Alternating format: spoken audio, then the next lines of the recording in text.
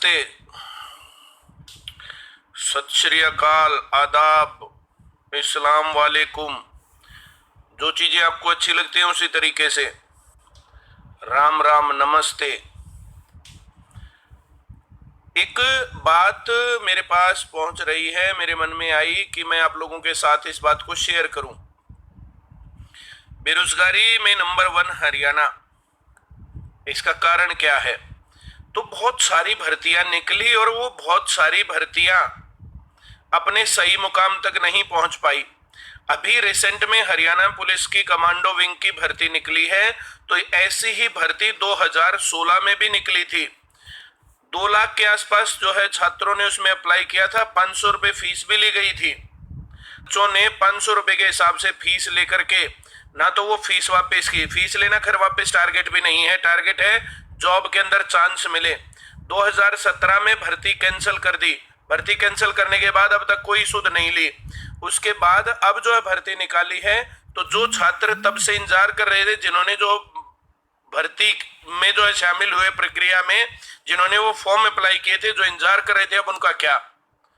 उसके बाद हरियाणा पुलिस की वैकेंसी आई 2019 में। 2019 में पुलिस की वैकेंसी आने के बाद पिछली जो है पासिंग आउट परेड के ऊपर मधुबन करनाल में सीएम साहब ने घोषणा की थी कि हरियाणा पुलिस की भर्ती हर साल निकला करेंगे। लेकिन तब से अब तक वो भर्ती तो निकल गई, बच्चों से फीस तो ले ली, लेकिन उसके बाद कुछ नहीं। ग्राम सचिव का पेपर हुआ, ग्राम सचिव का पेपर कैंसल हो गया, कारण लीक हो गया था। कहीं ना कहीं चूक रही, कुछ खामियां रही, और उन लोगों को पकड़ भी लिया गया है। ऐसे लोगों को बहुत सख्त सजा दी जानी चाहिए। जो लोग जो है पेपर लीक करने के मामले में, ये कोई अनजाने में जो है गलती थोड़ी हुई है, ये तो जानबूझकर किया गया अपराध है। ये देशद्रोह का मामला बनना चाहिए। जो पेपर लीक और ऐसे मामलों में संलिप्त पाए जाते हैं, ऑनलाइन हैकिंग का काम होता है, जो इस चीजें हैं, तो इन चीजों के ऊपर जो है लोगों को क्यों नहीं वो किया जाता। बात ये चल रही है, बेरोजगारी का मामला चल रहा है। बेरोजगारी कहीं पर भी नेशनल मीडिया में या इंटरनेशनल मीडिया में कहीं पर भी नहीं है, स्टेट मीडिया में, लोकल मीडिया में नहीं है। भाई सभी स्टूडेंट्स ने जो है सपोर्ट किया, हम लोग लगातार आवाज उठा रहे हैं, सॉरी, तो ये मामला बनता जा रहा है। अभी छात्रों ने उनको मौका मिले पढ़ने का, वो अपना करियर बना पाए, तो प्रदेश भर में हर जगह पर जाकर के, जहां डीसी साहब बैठते थे तो डीसी साहब को, जहां एसडीएम साहब बैठते थे तो एसडीएम साहब को, जो भी प्रशासनिक अधिकारी था, अपनी मांग मांगी, बहुत शांतिपूर्ण तरीके से हर जगह पर गए और बताया कि हम पढ़ना चाहते हैं, हमें पढ़ने का मौका दिया जाए। लेकिन मेरे ख्याल से तो प्रशासन के और सरकार के कानों पर जू रेंगी नहीं है अब तक तो, और जो है ये खोलने का और पढ़ने की परमिशन दी नहीं है शायद अब तक तो। बात मैं 2 कहना चाह रहा हूं। भर्तियां निकालते हैं, फीस लेते हैं, बीच में लटका देते हैं, भर्तियों का कोई निश्चित टाइम टेबल नहीं है। उसके बाद भर्तियों के निश्चित टाइम टेबल के आगे की कहानी अगर हम करें, तो इसके आगे कब वैकेंसी आएंगी, कब पेपर होगा, कब जो है रिक्रूटमेंट होगी, कुछ पता ही नहीं है। कोई कैलेंडर की बात नहीं है।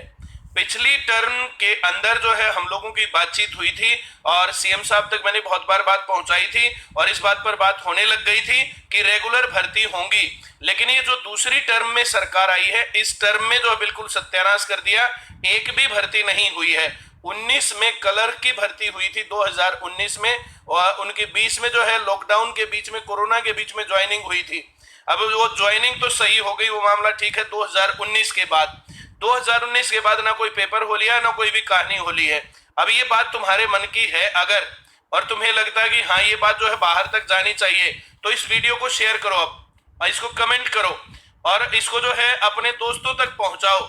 अब जितने ज्यादा लाइक होते हैं, जितने कमेंट होते हैं, जितने ज्यादा शेयर होते हैं, इस बात का मतलब ये होता है कि हाँ आप इस बात को सपोर्ट करते हैं। और अगर आपने सिर्फ ये वीडियो देख ली और इसको शेयर नहीं किया, इसके ऊपर कमेंट नहीं किया, अपनी राय नहीं रखी, का मतलब आपको ये काम की वीडियो नहीं लगी।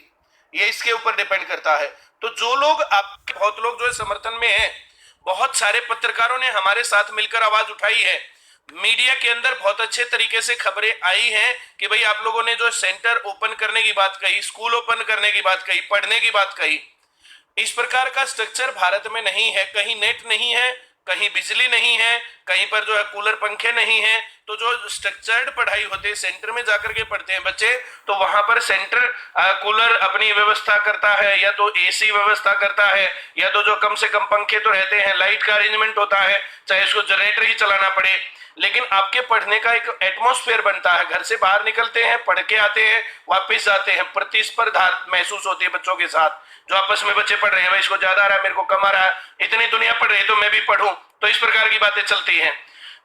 प्रेरणा मिलती है एक दूसरे को देख करके, ये पढ़ रहा है तो मैं भी, अभी तू भी पढ़ा कर मैं भी पढ़ूंगा, प्रेरणा, प्रतिस्पर्धा, प्रेरणा, और फिर प्रतियोगिता, कभी इसका सिलेक्शन हो जाए और मेरा रह जाए तो फिर मैं ज्यादा पढ़ूं। तो प्रतियोगिता, प्रतिस्पर्धा, प्रेरणा, ये आपको फिजिकल सेंटर में, स्कूल में, कॉलेज में ही मिलेगी।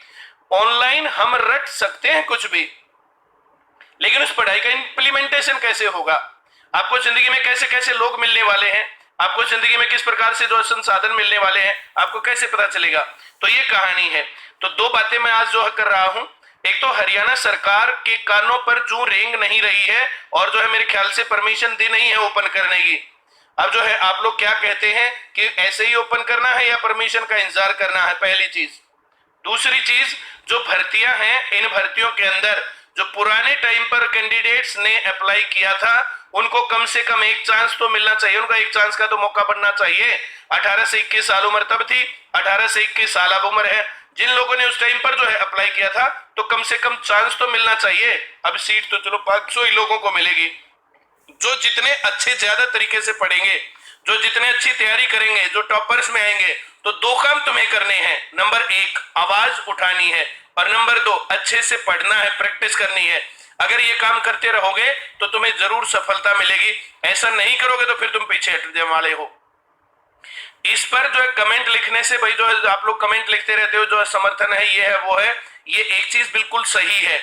इसको शेयर भी करना है तुम्हें, कमेंट्स भी करने हैं, ज्यादा से ज्यादा लाइक भी करने हैं, ज्यादा से ज्यादा लोगों तक दिखाना भी है वीडियो को। इस वीडियो को पूरी को दिखाओ, बातचीत देखो, भाई ये कहानी है। अब कुछ लोग जो है बातें करेंगे, वो रोजगार की बात नहीं करेंगे, वो अच्छी पढ़ाई की बात नहीं करेंगे, वो अच्छे जो करियर की बात नहीं करेंगे। भाई जिस भी जाति को, जिस कौम को, जिस एरिया को, जिस देश को विकसित करना है, वहां के छात्रों को पढ़ाई बढ़िया करवा दो। अगर पढ़ाई बढ़िया है ना तो देश विकसित हो जाएगा, और अगर पढ़ाई खराब है ना तो फिर कुछ नहीं होने वाला है। तो ये आप लोग मेरी वीडियोस को बहुत वायरल करते हो, मुझे पता है, मेरी वीडियोस बहुत दूर तक जाती हैं, ये भी मुझे पता है। और ये धीरे धीरे एक जो है मुहिम बन रही है कि भाई पढ़ाई के ऊपर बातचीत की जाए, धीरे धीरे ये बात बन रही है। तो जो मीडिया वाले अब हमारा साथ देने लगे हैं, जो हमारी बातों को दिखाते हैं, हमारे मुद्दों को उठाते हैं, तो मैं ये कह रहा हूं सभी से, उनको जो है समर्थन दो। और जो लोग हमारे एंटी बोलते हैं, जो पढ़ाई लिखाई रोजगार की बात नहीं करते, उनको आप एक तरफ करो। आप जैसा चाहोगे ना वैसा ही बनेगा ना। आप जो आपके मन की बातें हैं उनको आप समर्थन दोगे, उनको सपोर्ट करोगे, तभी तो उनको जो हौसला बढ़ेगा, और तभी तो उनके लाइक व्यू ज्यादा होंगे। तो वैसी खबरें तो दिखाना चाहते हैं। भाई मीडिया टीआरपी का चक्कर है, तो टीआरपी के अंदर अगर हम लोग उनको सपोर्ट करें, हम लोग चुपचाप बैठे रहते हैं, हाँ बात तो ठीक है, ना लाइक करेंगे, ना जो कमेंट करेंगे, ना उसको शेयर करेंगे, ये बात तो सही कह रहा है, तो फिर उसको समर्थन कहां से मिलेगा। तो हम लोग जैसा चाहते हैं ना वैसा होए, तो उसके लिए हमें थोड़ा सा टाइम निकालना चाहिए, और 10-5 मिनट सोशल मीडिया के ऊपर कम से कम अपने आसपास के सर्कल में इनके जो है जो है लिंक को स्टेटस पर लगाओ अपने पर, तो जो आपके सर्कल के लोग हैं उन लोगों तक ये बात पहुंचती है। तो धीरे धीरे उन लोगों को समर्थन देते रहना चाहिए, उन बातों तक पहुंचाना चाहिए। और अगर आपका मेन मुद्दा अच्छी पढ़ाई, अच्छी शिक्षा, रेगुलर भर्ती, तो ये वीडियो आपके काम की है। मुझे आज इतनी ही बातें करनी है।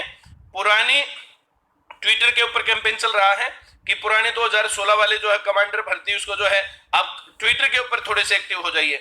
परिमल@2016 ये मेरा ट्विटर अकाउंट है, उसको मैं देखता हूं, उसके ऊपर आप लोग जो उसको लाइक, सपोर्ट, जो उसमें शेयर, जो भी ऑप्शन होता है, तो वो सब चीजें आप उसके ऊपर लिखते जाइए, करते जाइए। चलिए, बहुत बहुत धन्यवाद सभी लोग।